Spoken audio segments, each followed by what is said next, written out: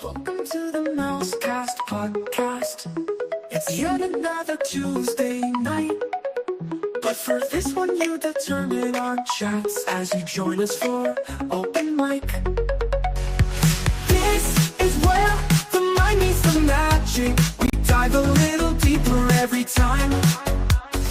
Theme parks, cruise ships, and travel. If you don't listen, maybe now it's time. Tonight on the show, we open up the door. We will start with some news and chat, and then give the viewers the floor. So join us now for an amazing show as we begin to see what you can do for an open mic night of fun as we see what topics come from you. Hello and welcome to Mousekast, the podcast where the mind meets the magic. You heard it in our opening song. It's the second Tuesday of the night. That means it's open mic night. All right. That means that you control the topic tonight. So if you are watching live, and we hope you are because we do this, we're live every Tuesday night at 8:30 p.m. Eastern. And again, the second Tuesday of the night, which happens to be this night, is open mic night. So you get to determine the topic. So if you're watching right now, pop in the chat a great topic that we all will talk about. We want you to join us in that conversation. So while we're getting going, we'll talk about a couple of news items coming up as we wait for our viewers to share their topics. First and foremost, it is August the 12th, which of course means it's Halloween time. Halloween has begun. The decorations and all of the decor are going up in the Magic Kingdom. Of course, Halloween Horror Nights starts up, what day, Hawk, again? Coming real soon here. 29th. Yeah, the 29th. So Mickey's Not So Scary Halloween Party starts this Friday. So, ladies and gentlemen, welcome to Halloween season at Walt Disney World and Universal. It is underway. Construction, of course, also is in full swing. For those who've been around the parks, all the construction walls are up for Piston Peaks. Also over at Monstropolis, there's been demolition. Some images that have been shared online for that. So, I mean, things are, guys, I don't know if you've seen some of the pictures or not in Hawk, or if you've seen it in the parks. I was down in the parks the end of July, and I mean, they're cooking forward. They're really moving on some of these construction projects. They are, and I think also not just at Disney either, by the way.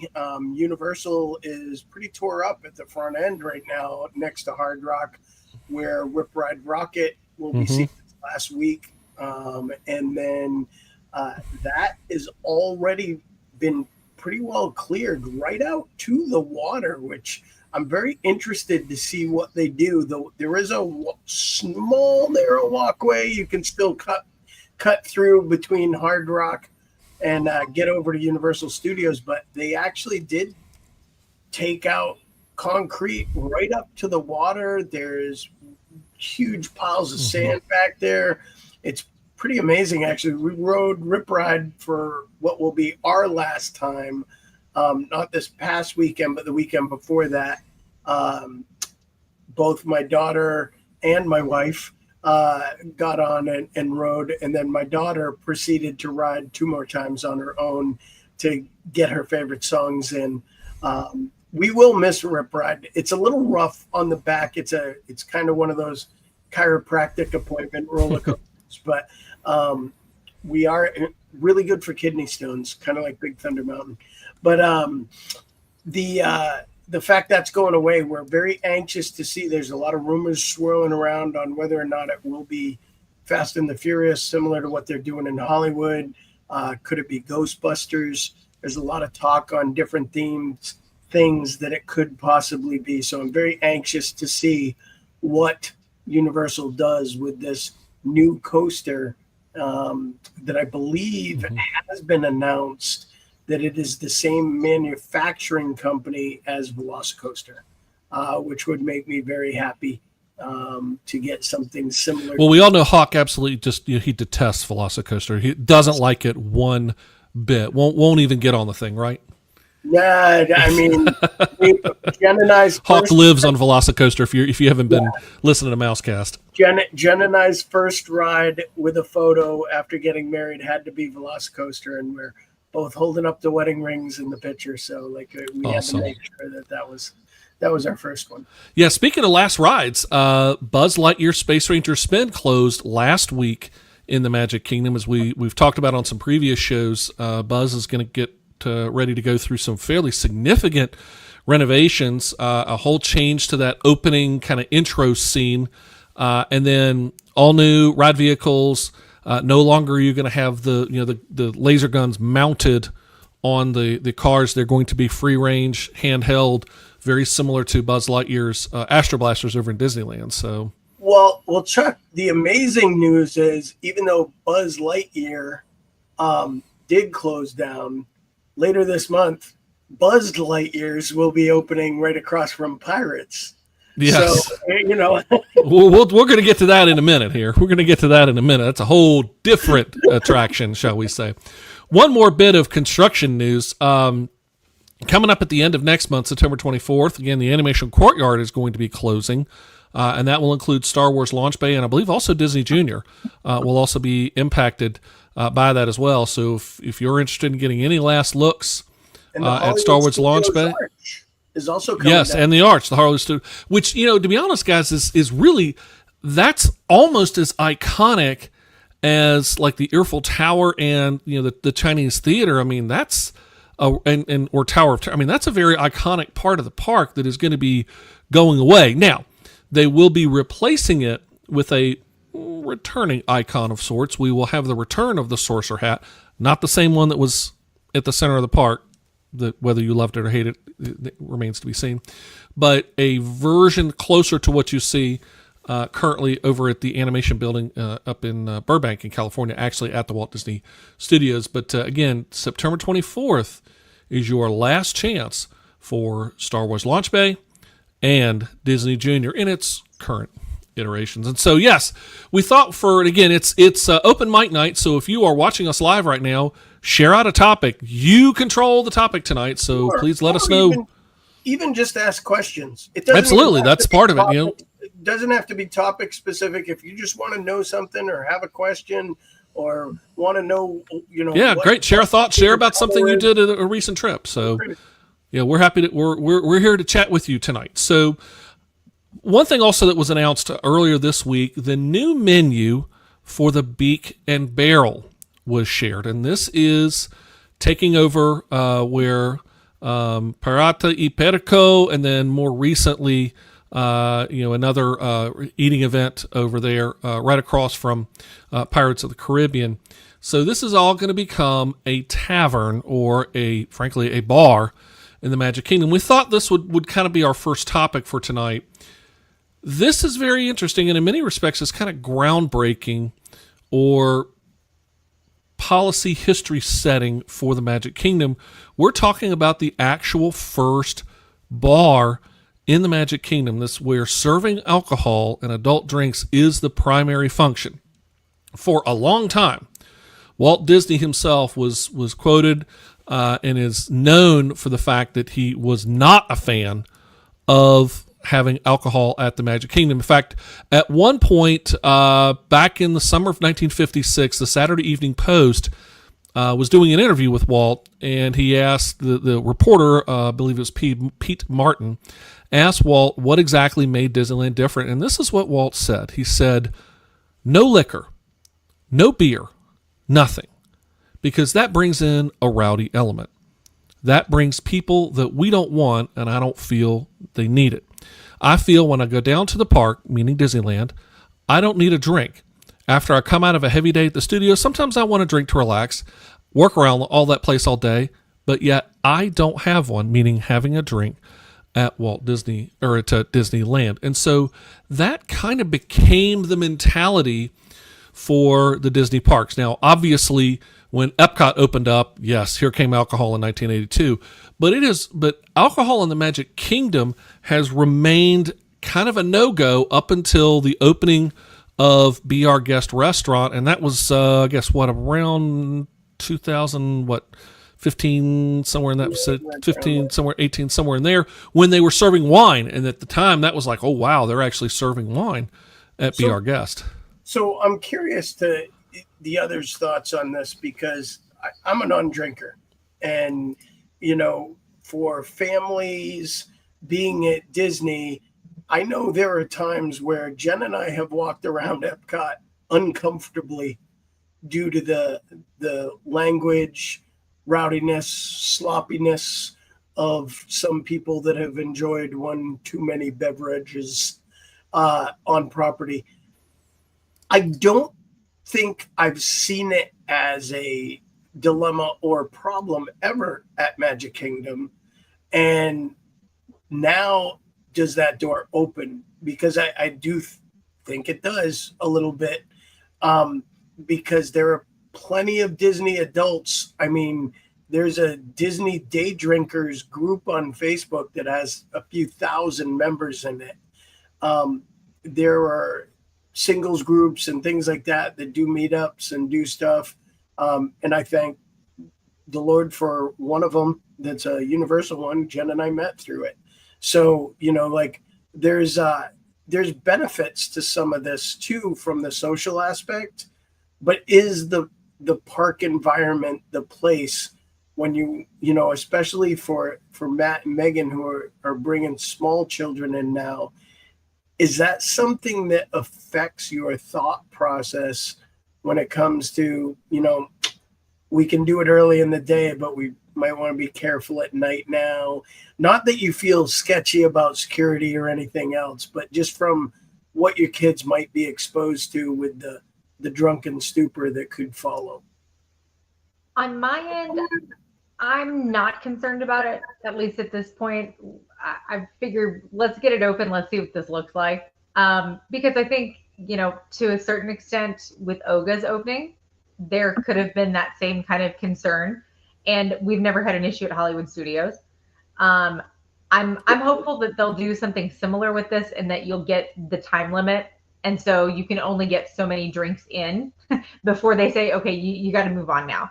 I do think, keeping people from being able to just park themselves like they can at other certain establishments in not only Epcot, but also in Animal Kingdom where there aren't the time limits helps.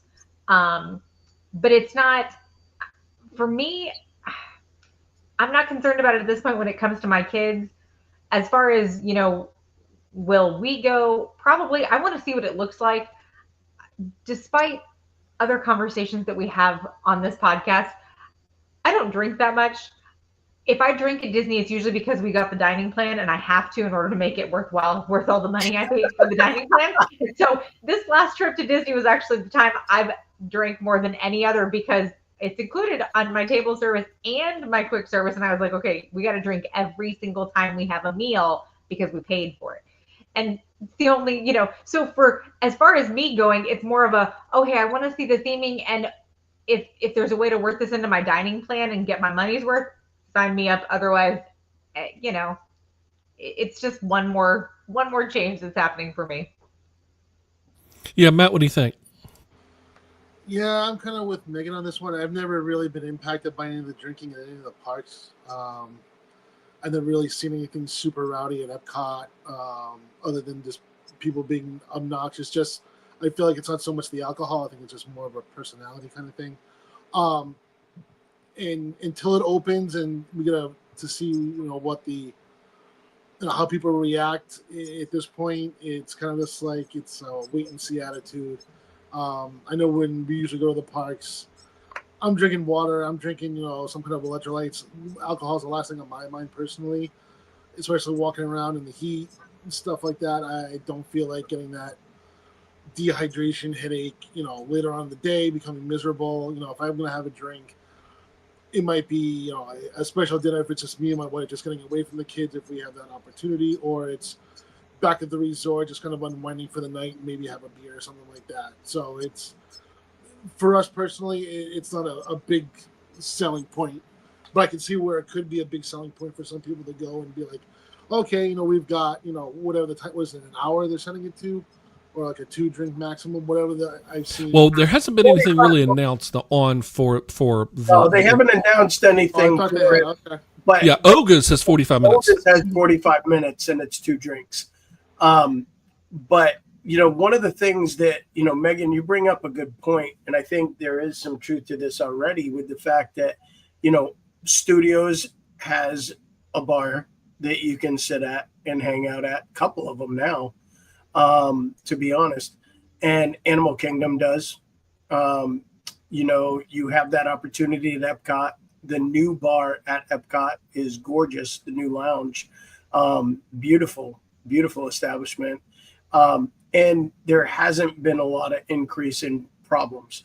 So, I think the drinking around the world concept causes some issues because it's putting people to excess.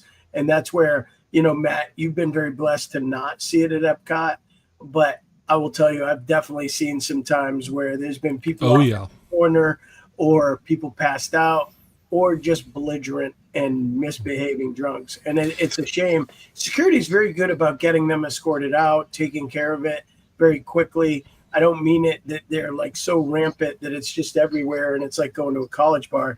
But people definitely do go to excess and then forget to gauge in exactly what you talked about. Heat, hydration, it all exacerbates the issue when they're not staying hydrated. You're in 100-degree temps and you're pounding alcohol. So not eating enough, and it especially can potentially. And again, I'm with Hawk here that there's a potential there, especially in things like Food and Wine or Flower and Garden, where you not only have the standard alcohol offerings that are all throughout World Showcase, but then even more. So now is there a new? So does this launch the ability to have the new 4-part challenge? Yeah, and that's actually where I was going to go with this. Does this create a new type of drink around the world, where drinking around the world was World Showcase? Now is this drinking around Walt Disney World challenge, or are we just creating this up and we just created a problem here, where you're not only trying to. That's right. Trying to not only drink maybe at all 4 parks, but all the resorts or something like that. It creates a whole new challenge. Well, if you throw in resorts, Chuck, there ain't nobody going to be standing after that. Well, how many people are standing after drinking around the world at Epcot? I mean, you hit all 13 of them, that's a lot. I mean, they don't exactly pour real heavy on those drinks either. No, they don't. Totally no, honest. they don't. No, they don't. But as a former bartender, but I will say, it does bring an interesting twist. Does it create a challenge now where you're like, I need a cocktail, a snack, and a major attraction in every park to get my 4-park day? That's right. It could put a new spin Could on be. it. I mean, when you look at the menu, I mean, there are some pretty interesting drinks, but they also do include some heavy spirits and things like that. But I think one of the bigger pieces that I thought was worth having this as part of our discussion tonight is this deviation from Walt's original vision. And while I understand and fully respect the fact, Epcot was kind of always designed to be a little different. And, the studios maybe and even Animal Kingdom to some degree, but the Magic Kingdom and Disneyland and Disneyland, frankly, Disneyland did serve some alcohol, even right after Walt's passing in 1967, but it was couched as only part of Club 33. You had to be a member of Club 33 to go have alcohol. But this idea of deviating from Walt's original vision for the Magic Kingdom and Disneyland, which these are the 2 parks that truly cater to the youngest crowds that come to either Disney World or Disneyland. Unfortunately, I think we've reached a tipping point where Walt's gone. And even though people do speak of his legacy and his wishes, it's more of in a memory than in a vision forward. And that, to touch on that, in all reality, that's the concern we had that we discussed in last week's show. How much of Walt's original vision gets lost as Disney moves forward, and what does that mean for the company as they continue to transition to societal needs, financial needs, and goals? Obviously, as we have stated several times on this podcast, Disney is still a business and needs to be profitable and make money. What are the best ways to generate money? what's the highest markup of any food item in restaurants or bars? It's alcohol.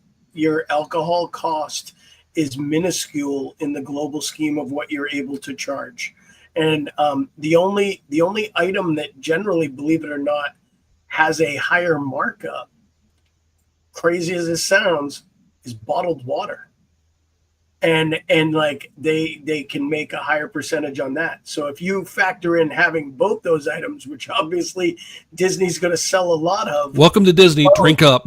Yeah, exactly. So profitability from a standpoint in that angle, they make huge revenue off these opportunities.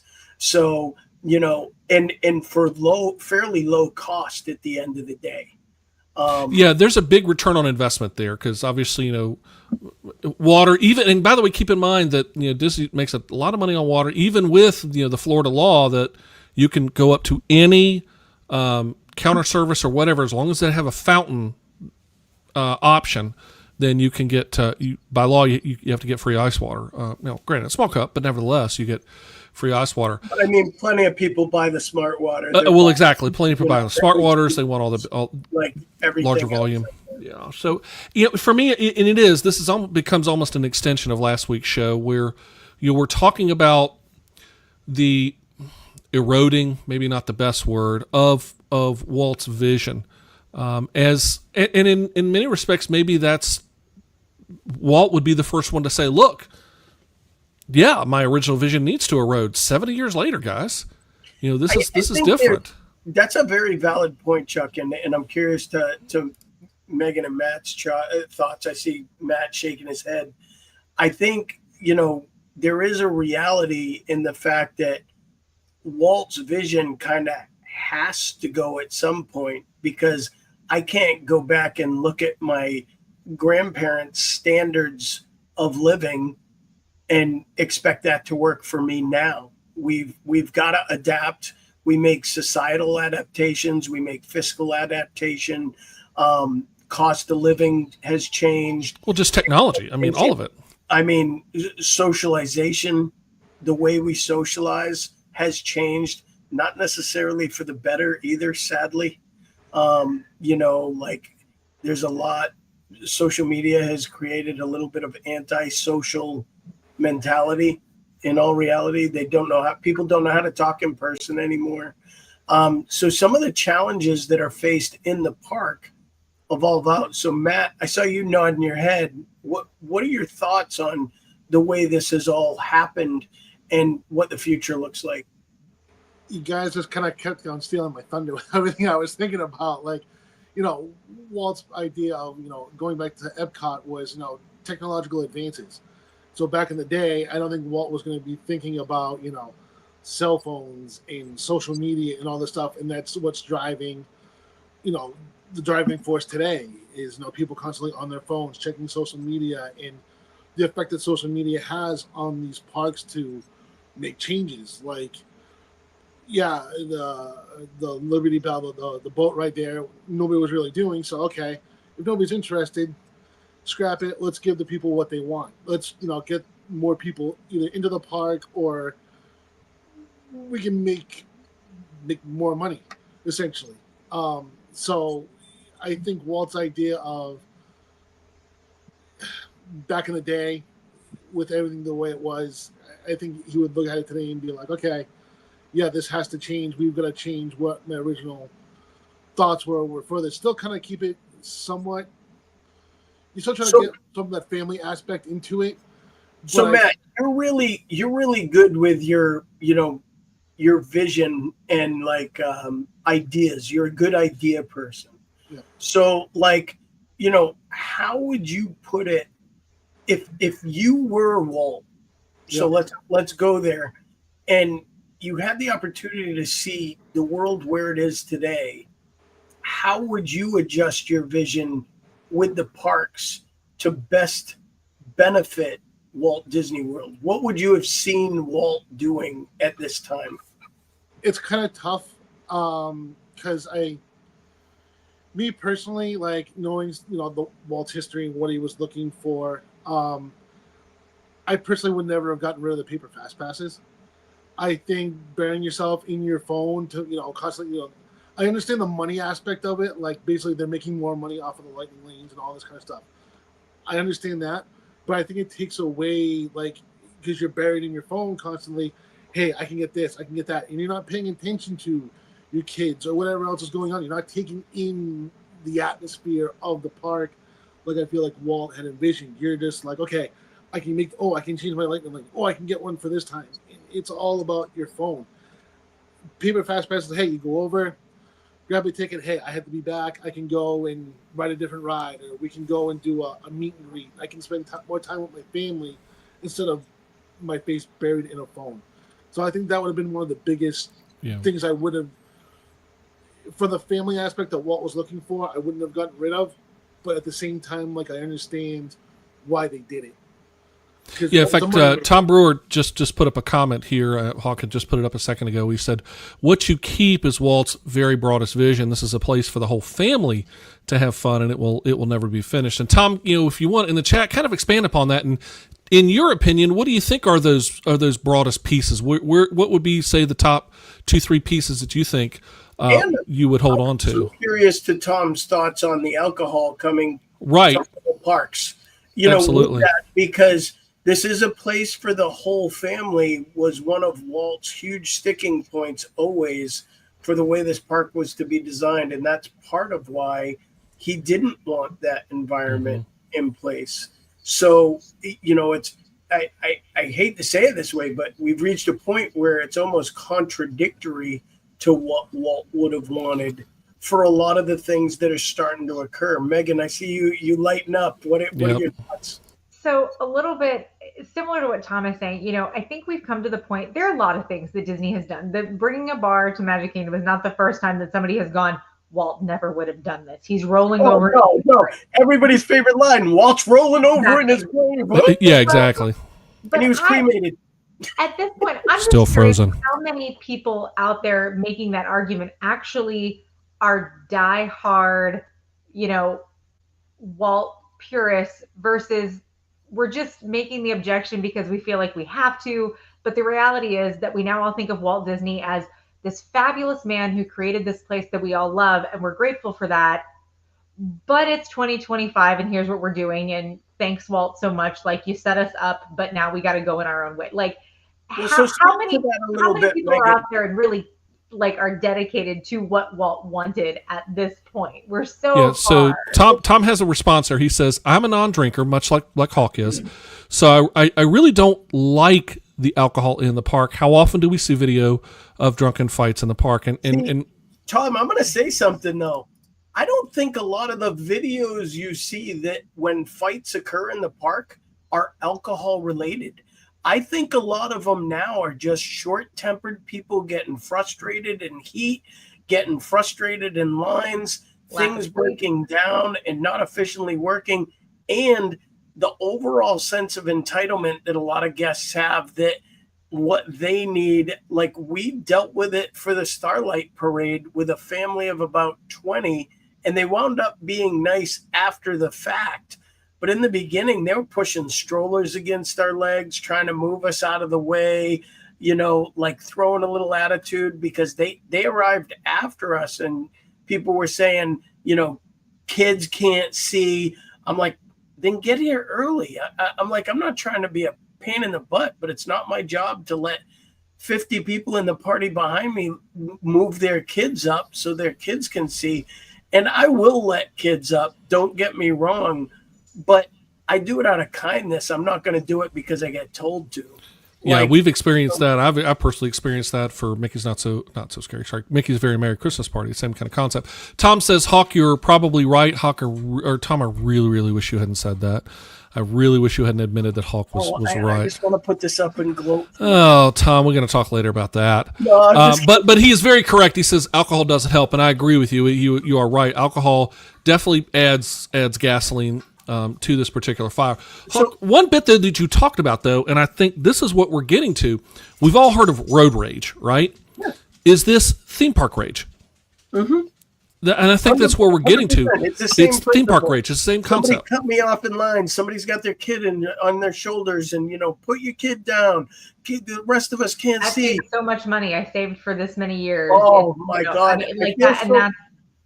I feel so bad for cast members when I overhear people saying, "I spent $10,000 and every ride's down, and nothing's working." Do you think the kid that is standing there has anything to do with that? Trust me, that kid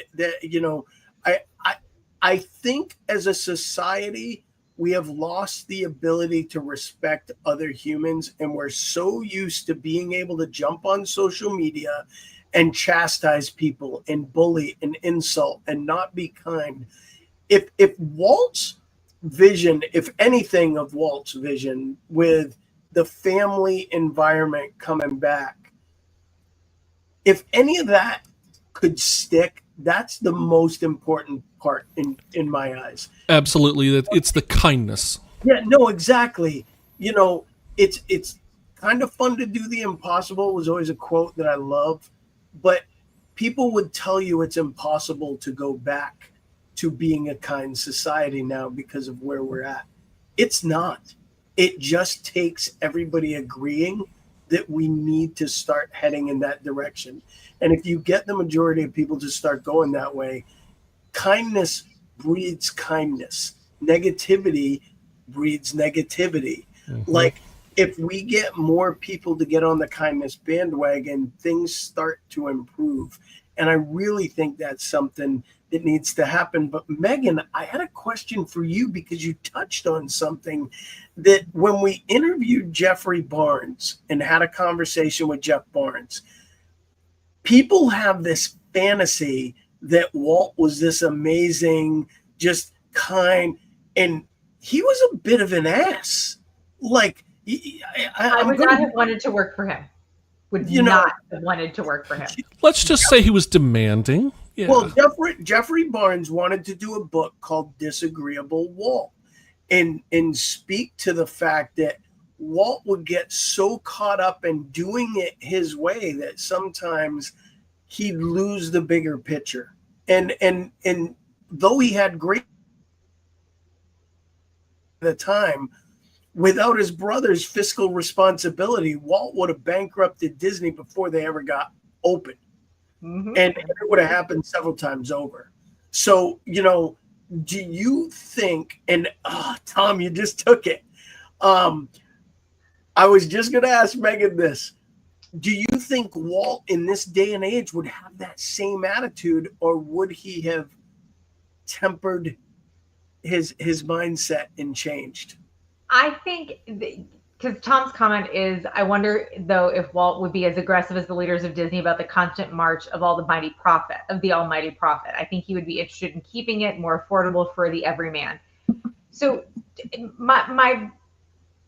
I kind of break into two pieces here. One, the almighty profit, no, because the way that Disney funnels some of its money in order to get more money, I think Walt, as the creative that he was, would have said, no, I want it spent this way over here. It's not going to make us more money, but it's going to be better creatively. And so I think that is what he would have driven that. But in that, I'm not sure that Walt would have kept the vision for the everyman either. I think it sounds good, but again, we're 70 years later, society has changed, and Walt loved the creation. He loved the storytelling. And I think that's the hill that Walt would have died on, whether that was for the everyman or for the guy who's, driving luxury cars and going on 6 vacations a year. I don't know. But I think the creativity is where Walt would have hung his hat on. So where would Disney be from the media side if Walt was still alive, in your opinion? And I'm curious to all three of your answers. Which media side are you referring to? So movie, film. Okay, that side of things, yeah. Like Walt Disney Pictures. Yeah, Walt Disney Pictures, even shorts and some of the stuff that technology has allowed now. But with Walt's demand for effective storytelling, do you think we would have seen the lull and I don't want to say this way, but we would not be seeing Frozen 3 and Toy Story 5. That's for sure. Oh my Okay. God. Amen. Never would have Amen done to it. that. Amen to that. Amen. Do you think he also would have cowered to the political climate to shift his thought process, or would he have stayed strong with just good storytelling and not trying to cater into, attaching to every little demographic that had an issue? Walt cared about story, period. He didn't care about politics. CGI. Yeah, Walt would love CGI. He probably would, because we will admit that Walt had some issues with unions, and was historically not a fan of unions all that much. That may have changed in his later years. Tom, But do you think Walt would have enjoyed AI? it'd be interesting to see what Tom says. I think he would have maybe used it, but again, remember, Walt was great at taking old stories or historical and classic stories and bringing them in and making them fit the vision that he had. Or that's where the term Disney-fi came from. I think he would have felt AI delegitimized the story. Like I think his creative mind, and I know people that struggle this with AI anyway. Letting AI kind of tell the story for you or formulate the story for you, and you give it a couple certain parameters. I think he'd be opposed to AI because it removes him from the creative process. Exactly. I'm 100% in agreement. I think he would hate the fact that a machine was doing his storytelling for him. Like, he loved the process so much. And Matt, I can see your wheels spinning. So give me some thoughts here. I'm mostly disagreeing with you. It's just all this stuff that you guys are saying is just yep, this is exactly what it would become. It's the creative process has completely just gone downhill, especially since I hate to say my childhood, but it's after the 90s, it was just okay, we hit Toy Story, then all of a sudden it was just okay, we're gonna make Toy Story 2 and 3 and 4 and 50 and whatever we're going on to. It's all becoming this sequels after sequel, and I know it's selling in a way to especially the younger generation now, but anything that's come out recently, as far as new, has been kind of a letdown in my opinion, especially and then goes along with the live action remakes. What was the last movie that you feel Disney released that created that literally, let's see what Chris say, at the end of the day, Walt would be for the business. If it benefited the business, he'd be behind it. As Hawk pointed out, he wasn't the easiest or nicest person to deal with at times, and I think the story is sometimes lost. He would have had his core values, but if he were alive now, those core values could shift. And I think the key to the magic is the cast and the training them would be his focus. I agree. And that's a great point right there. The training program for cast members in Disney has changed. Tom, if you're agreeing with me, you wouldn't be the first person to say that comment in addition. That maybe you should take up drinking. Everybody's agreeing with Hot tonight, and it's really, really scary. Yeah, this is how this all started, by the way. So for Chris, for Caleb, who has joined us, for Cindy, who has joined us, Hey, welcome. Chris, thank you for joining tonight. Yeah, we started the topic tonight, and I'll just kind of a slight recap here of the new Beacon Barrel announced their menu this week. And so our whole topic tonight started with, and so if you guys have thoughts on this, be sure to share it as well, about alcohol and an actual bar coming to the Magic Kingdom, which was really kind of flies in the face, but definitely goes against what Walt was all about when he created Disneyland. And so that's where we kind of started. I don't want to let Chris's comment go right now because I think that is a huge, oh no, it's a good comment. I'm just doing a recap. I think this is a huge factor as to yet another problem that Disney has had in recent years. And the cast traditions has changed the way they do it. The training for cast members has changed. it affects the way, and not to mention new policies have eliminated a lot of freedoms that cast used to have and grace to be able to provide magic. And we've touched on that with TikToks that telling you how to hack the system, all these different things. It lost a lot of the magic that made Disney magical. It really, truly has. And, I see people post all the time, the magic is gone. No, it's not. It's not. It's still there in plenty of ways. I think the magic is gone because people have found ways to, like you said, manipulate the system. So they're the ones that are causing the magic to go away. So you said the training has changed for the cast members. I think they had to in response to entitlement and what people feel like, oh, I spent $10,000. I want, pixie dust. Well, guess what? I want a mansion. I want a nice car. I want to retire. Whatever like this. I want a lot of things too. But guess what? I think that's what's kind of ruining like the cast member experience. Yeah, I agree with you. And here's the shift. I'm interested to Chris's thoughts because Chris has some ties to Disney. And, as Disney used to train people, and even not just the training, but being able to work in the parks, people were happier, had less expectation, weren't as rude. Like all the societal shifts that have happened to the guest as well have made it harder for the cast members to deal with. I remember in 2012, when I first brought Tegan, hearing cast members tell me they'd been spit on, struck, slapped. That's back in 2012. That mentality has only worsened in recent years. Folks, I coined it earlier. It's theme park rage. That's what this is, and Chris brings it up right now. He says, I even remember as a kid the interactions I would have with the transportation cast members. To me, that isn't the same. The guests have shifted the magic with the impact they are having on the cast members. And I think maybe this is the point right here. It's the theme park rage that has started to become so pervasive.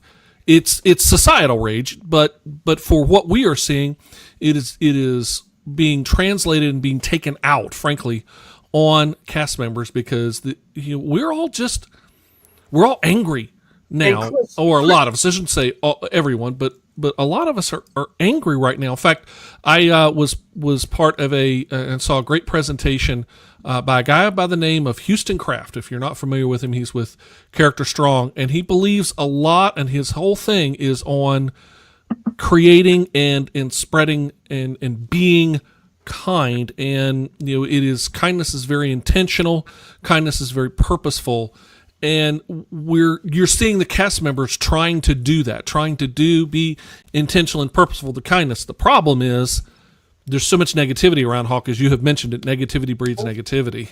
Well, it's funny, Chuck, because Tegan and I in 2017 started doing our thank you cards, and we've done them since, and we've now given out over 60,000 cards to cast members and team members at theme parks. And it's amazing to see the reaction from some people, because some people are super appreciative of us giving them a card. But there's a lot of people that just kind of throw it in their pocket, don't look at it, don't care about it. And that's fine. We have no problem with that. But there's other people that you can see that they're assuming we're looking for something as a result. So our favorite thank you cards to give out, Jen and I talk about this all the time. The thank you cards we give out to janitorial staff. When I see, the janitors cleaning the bathroom, I'll give them a thank you card. When I see them out on the streets changing trash cans, I take the time to go over and say hello and say thank you. Those are the unappreciated jobs, and there's no reason for us to thank them. What are they going to give us? 2-ply toilet paper? If you can, I will take it. I will take it in the park any day. If you've got a hidden stash of 2-ply, I'll give you cash too. But but reality is there's a certain level of expectation that people think you're looking for something. And all we're trying to do is thank these kids for doing a great job, or the adults too, because there's plenty of people that have worked at Disney for years and still stay there. And when you see those blue name tags, congratulate those employees for Yeah, those. they're called legacy cast members, and if Yeah. you see them, And they have definitely to be acknowledge that. They have to be nominated by numerous coworkers to obtain that. They've lowered the standards a little bit. They have brought it down to be more obtainable for a lot of people. However, it is still a very elite status at Disney. And if you ever see someone with a blue name tag, just congratulate them on their legacy. And literally just say congratulations on your legacy. Yeah, I do it for every legacy cast member that I see. I literally will kind of point, kind of like if I had a name badge on and go, congratulate. Even if I can't physically talk to them, if I kind of see them away, I'll just kind of do a tap and just kind of like this. Yeah, Cindy brings up a great point. So many people have lost their respect for other people. Absolutely. And they are me first in every situation. And we do see this a lot in the parks, that much of what we're talking about now, you're hearing the word I. I need this. I need that. I do this. I do that, instead of thinking about others. Chris brings up, says, it was the same way when I worked at the Disney store. I was put in situations where I was told to my face that I work for Disney and it is my job to make them happy. Notice the eyes again? That would put stress on me to even provide magical moments for guests in general. And when we reopened after COVID, the negativity we had to deal with was next level. I don't doubt it one bit. And he says we were most of the time never thanked because it was an expectation. And that, again, Chris gets to a key point here, which is this, and Matt, you've said it too, is this level of entitlement. And, folks, I understand you may have paid $10,000 for a trip to Walt Disney World, but that doesn't mean so that, did 100,000. Exactly. But it does not mean that you are you should be, treated like, you're the Bob Iger himself or something like that. I mean, and we've touched on this before too, because sometimes the complaints are legitimate. If you have a legitimate complaint and you're smart enough to, like, your service sucked, your food didn't come out on time, the order was wrong, you ask to speak to a manager. You don't take it out with attitude on the person. Go to guest services as you exit the park. Talk to someone at the guest services desk. I'm not saying they're necessarily going to give you anything. They're probably not going to correct it, but at least give feedback, and they may do something for you. But make sure it's a legitimate complaint. Don't go in there just saying it rained today. They have no control over that. In Epic Universe, when they first started opening and the rains were coming, they were issuing people tickets to come back another day. There were enough complaints. So companies understand when your complaint is legitimate, they will help either get you another chance for the experience or talk to you about what could make it right and try to come to some kind of agreement. I've heard of people upgraded from rooms. There's a lot of things that just talking to somebody, but don't go in angry. As one of my old co-hosts used to say, you get a heck of a lot more with honey than you do with vinegar. Be sweet to the cast member, talk respectfully, and understand where they're coming from on their side too. Understand they've still got to run a business. They can't just give everything away because someone had a bad day. Yeah. Remember, the old golden rule, folks, do unto others as others would do unto you. I mean, would you want to be treated that way if the shoes were on the other feet? And unfortunately, we've got way too many folks that forget that particular part of this whole equation. Walt Disney World, again, is supposed to be the happiest place on earth, the most magical place on earth. And it's almost a whole nother show topic of guests behaving badly. But we see, unfortunately, way too many of those. And I get that there's, at times, frustration. But is that frustration really park-based, or is that just your life? That you're frustrated with life in general and you expect the world, quite literally.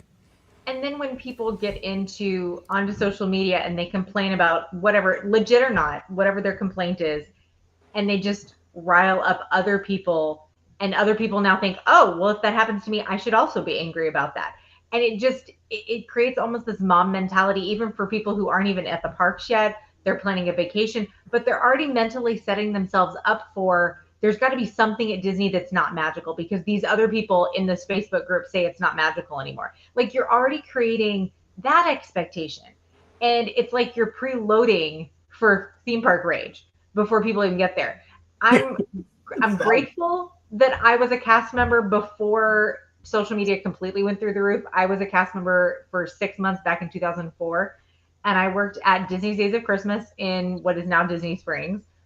And they have a personalization desk where people can bring the ornaments that they're buying and get, different. They can get pixie dust put on them. They can put dates, names, all sorts of things for a cost. Now, at the busier times of year, you don't just get a quick turnaround on these things. It can be 7 days, it can be 5 days. And so there would be times when people would say, oh, we really want this, but like we're leaving tomorrow or we're checking out in 2 days and it's going to be 5. And, Disney can always ship things, but that's going to be at the cost of the guest. And I remember there was one morning I was working and a lady came in completely irate, completely irate that she was traveling with a friend of hers, two families together, and she had come in, she bought an ornament. I don't know if I was the cast member she worked with originally or somebody else had been, but she had been told the wait for her personalization was going to be too long for her trip. And whoever it was had offered, we can ship this to you at cost to you afterwards. And she had passed. Later, her friend had come in, bought an ornament, faced the same problem. And the cast member that she spoke with got them in with an artist to get it done quickly and turn it around in time. So she shows up first thing in the morning on my shift. I'm barely there an hour. And she just lays into me, starts yelling and just kind of losing her mind. And first of all, I had nothing to do with it. And second of all, I mean, I had to let her finish because she just, she wouldn't let me get a word in edgewise. I went and got my manager. I explained to the manager, okay, here's what happened. And the manager came out and we made everything right. And Disney will do that. They want to make everything right. They want everybody to go home happy. The lady came in irate because she felt like she'd been treated unfairly. Her friend got pixie dusted. And that's where social media has kind of led down to where everybody feels like they deserve pixie dust. This lady now wanted it because her friend had it. And we made it right. Everybody wanted everybody to be happy. But there certainly is the technology, going back to, how Walt would feel about technology. The technology takeoff here, it's changed the expectation that we have in the park, both for negative, for positive, for pixie dust, for pricing, for upgrades, for whatever it is. And it is dangerous. I do think it would be interesting to see how Walt would face the specific social media challenges that we see today. So Chris obviously put this, and this is a good point to what you're talking about as well, Megan. Like, expectations were unreal, that when those expectations are unreal, that magical doesn't override logical. There's still a point where Disney has to draw the line. You know what I mean? Like, they can try to make it right, but it's not, hey, well, we're going to give you Cinderella's suite for a week and you can stay in the castle and enjoy every day on us.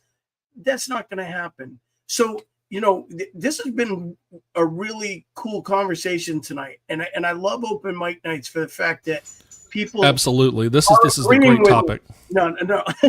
Well, okay, now so the lawyers have just told me that Hawk has like only 3 agrees that he can use, so people have already used up all the agrees. So everybody else has got to disagree with Hawk. You all have to disagree with me for the rest of the season. But the really real quick, I know we're getting ready to wind up, but since we're talking about appreciation and kindness, and I want to know from each of you who have spent some time at Disney, give me a cast member. If you know their name, give me their name, but talk about a person that has changed the trip for you or an experience real quickly. Give a little bit of a backstory. But each of you tell me how a cast member made Disney magical for you and what it meant to you and your family. Matt, we'll start with you. So I'll go with our recent trip that my wife and I had, the 48-hour trip. And going back to something that Chris said, a simple thank you and a smile makes a difference. We were on a bus. I forget where we were going, and the bus driver just simply sneezed and said, "Bless you." And it just stuck a whole conversation of this, like, he was just so thankful that I said it, because he said, yesterday, I sneezed a couple of times. Nobody said anything to me. I just drove. It was just like, and we just got into this conversation of, he actually gave us like some, I think we're going to Epcot, and he was like, "Oh, if you want to beat the crowds, here's a couple of tips and tricks, as far as timing and stuff and get like that." Something simple as saying "bless you" to the bus driver, A, made his day, and B, it just took up a conversation in which we got, some insider tips, if you want to call it, as far as, getting out of Epcot a little bit earlier and beating the crowds. So it was just an experience that we've talked to other cast members here and there when we can, just general conversation. But this one, it was just like, not only did it impact us in a way, but I feel like it impacted the cast member even more with just a simple "bless you." And that's all it takes sometimes. So I think that was one of the biggest impacts, not only just on us, but also on a cast member. That's awesome. Megan, how about you? So my husband and I struggled with infertility for a while, and afterwards after multiple attempts to get pregnant, we decided to adopt. And we went to Disneyland after we decided to adopt, and we got celebration buttons that said adoption. And we had a lot of really cool interactions with cast and guests for those buttons. Always get your Disney buttons. Love the Disney buttons. They give you the Disney buttons alone will give you some stuff to talk about with some of those cast members. But we were getting on, is it Goofy Sky School? Oh my gosh, that thing is the most. I rode in Credicoaster, and Credicoaster is so much easier to ride than Goofy Sky School. Goofy Sky School is like the most terrifying thing I've ever ridden in my life. But we were almost getting ready to load into the ride vehicle, and the girl working the ride saw our buttons, and she was like, "Oh my gosh, I'm adopted. So are all of my," she's got like 6 or 7 siblings. They're all adopted. And so we actually got to talking about families and adoption, and just kind of, and got to hear a lot of a backstory that, you would never know that from looking at any cast member, what a family history they have. And so that was a lot of fun for us. And that's something that I think my husband and I are always going to remember. A lot of things we'll remember about that trip, but that the girl working Goofy Sky School, she and all of her siblings were adopted, and it was really, really cool to sit there for about 3-5 minutes as we were waiting for the next vehicle to come and get to talk to her. Chuck, how about you? Well, actually, I'm going to share one that just came from a time last month. So if you are a regular listener to Mousekast, you know that my family and I, we really like the Rose and Crown over at Epcot. And so we were there having lunch, and we were striking up a conversation with Tony J. Tony J. She was our server that particular afternoon, and we were talking about Disney weenies. Now, everybody here knows what a Disney weenie. If you're listening, you know what a Disney weenie is, right? No, we're not talking about a hot dog. We're talking about a park icon, an item that's in the parks that draws the guest further into the park. Weenie is what the term Walt Disney used for the castle, for Spaceship Earth, or the Tree of Life, for instance, or Tower of Terror. These are the weenies of the park. They draw guests as guests come to the entrance or to a particular part of the park, and they see that and go, "Oh, what's that?" and draw to them. So I was talking to them about Disney weenies. They had no idea what Disney weenies are, and actually Tony J went and polled literally the entire team over at Rose and Crown, and had, it was funny, none of them at all knew what a Disney weenie was. It was very funny. She came back and reported her findings and how many, what number thought that it was this or that or the other. And then she came out, and like I said, because we're regulars, we do Rose and Crown all the time, and she got the entire cast to sign and said, "Happy regular visit from all of your friends at Rose and Crown." And then on the back, somebody very nice artist said, "Thank you for teaching us about our Disney weenie," which I said, of course, the Disney weenie for Epcot is, of course, Spaceship Earth. This was something I had no idea they would even do this, but it was fun. And as you can see, the whole staff goes and signs this. And, as we're doing all of these, and Hawk, you're getting ready to share yours, that there's inside the My Disney Experience app on your phone, there's a way to do a cast member shout out. I so strongly encourage you to use those as best as you can. Frankly, I wish you could add more information in those shout outs, because you can't really type why or anything like that. It's unfortunately a very general and generic means to do so. But every opportunity you get, if you've got a cast member who does something awesome, please use those shout outs in the My Disney Experience app. So, all right, Hawk, as we wrap up, what is your cast member experience? So Tegan and I were regulars at Beaches and Cream, the old version of Beaches and Cream. And there was a particular waitress there who has worked there for years, and her name is Helena, and she now works over at, let's see if we can get this to take. There she is, with Tegan and the little Mickey ice cream bucket. But Helena is like everybody's mom. There's no other way to describe her. She's just like everybody's mom. And the second time we went, and this was not a frequent visit, but I walked in and we sat down, and she walked up to me and said, "Mr. Brian, so good to see you again. You look sunburned. You need water." And like, I had literally met this woman once, and she waited on Tegan and I. She remembered my name. She remembered our order. She is amazing. And there's other staff members at Beaches and Cream that we have a real tie to that spot. There was a girl that worked there named Danielle for a long time. To now, Matt, they still work there. Brian still works there. Great servers. And to have the opportunity to get to know these people. And when Helena left Beaches and Cream, she went to be our guest. We actually went to go see her. And Ashley, yes, Ashley, my daughter's favorite cast member was Ashley, who left Disney to go work elsewhere.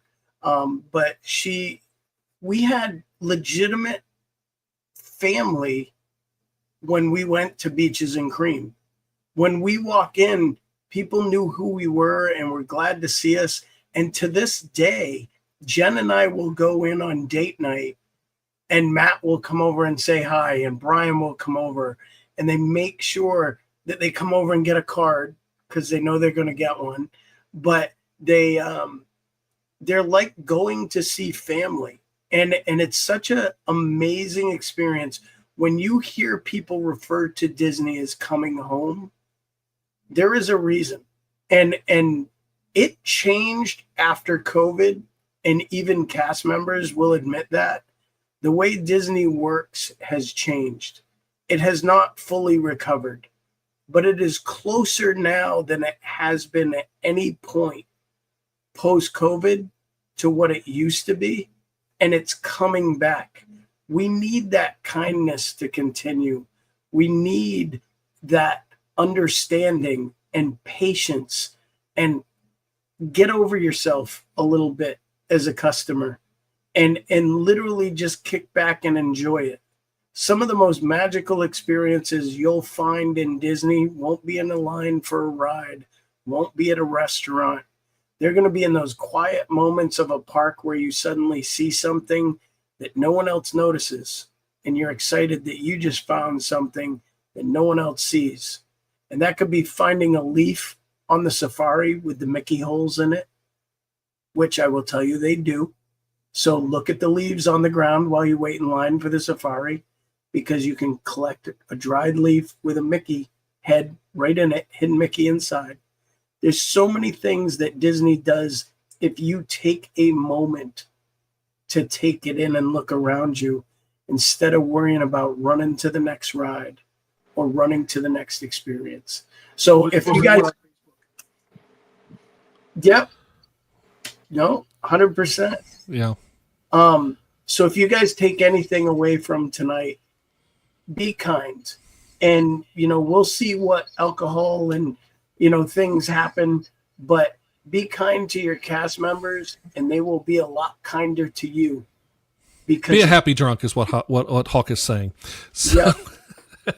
but it's Hopefully important. everyone can still agree with that because I'm on a roll tonight. Hawk's on a roll tonight. That I'll agree with Hawk. One other last bit of shout outs. I do have to get a quick shout out to Steve Valkenburg. Steve Valkenburg, now a former cast member at the Plaza Inn at Disneyland. He retired in the last week or two. So I wanted to say a huge congratulations to Steve. He's a buddy of mine.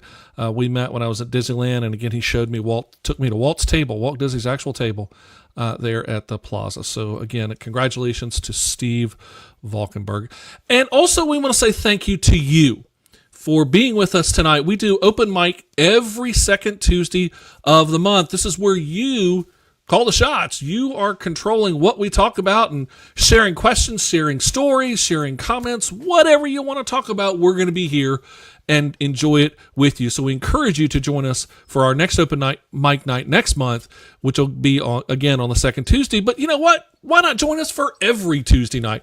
We do this live every Tuesday night at 8:30 p.m. Eastern Time. Either you can find us live on Facebook at Mousekast 2025 or at Mousekast on our YouTube channel. We've got a lot talking about next week, Chuck. What are we talking about next week, Hawk? I wonder. HHN. HHN. Yep. Hickory Hill Nuts? What are we? HHN. HHN. It's not hickory knock. It's not hickory knock? No. Something about. Yeah, so we're going to spooky stuff next Halloween week. Horror So Nights, baby. That's right. Halloween Horror Nights. We are talking about Halloween. We mentioned at the top of the show that Halloween has arrived to to the Disney parks, actually not just Magic Kingdom, but the whole Disney parks and also at Universal. And coming up at the end of the month, Halloween Horror Nights is kicking off. So we're going all in for Halloween Horror Nights. Coming up next week on Mousekast. And then Tom's exactly right. The most happy time of year, Halloween Horror Nights. So we're going to talk all about Halloween Horror Nights. We wish it was something Hawk was excited about. We encourage you to join us. And again, coming up the last Tuesday of the month will be game night as well. And Matt's got some great games for us that we're going to be playing for game night. So again, please join us every Tuesday night live at 8:30 p.m. Eastern here on our Facebook channel or our YouTube channel. And do us a favor, share out the fact that you're listening to Mousekast and encourage and ask your friends and followers to join us here on Mousekast and be part of the conversation. Because this is Mousekast, the podcast where the mind meets the magic. And so until next time, we'll see you.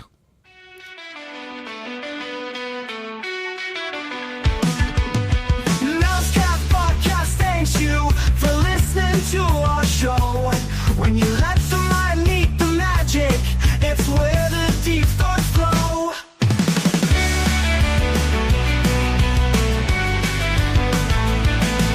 This is where the mind meets the magic. We dive a little deeper every time. Theme parks, cruise ships, and travel. If you don't listen, maybe now it's time. Tonight was an amazing open mic night. Our viewers brought the best. We all love the chat and the fun. Mousekast listeners beat all the rest.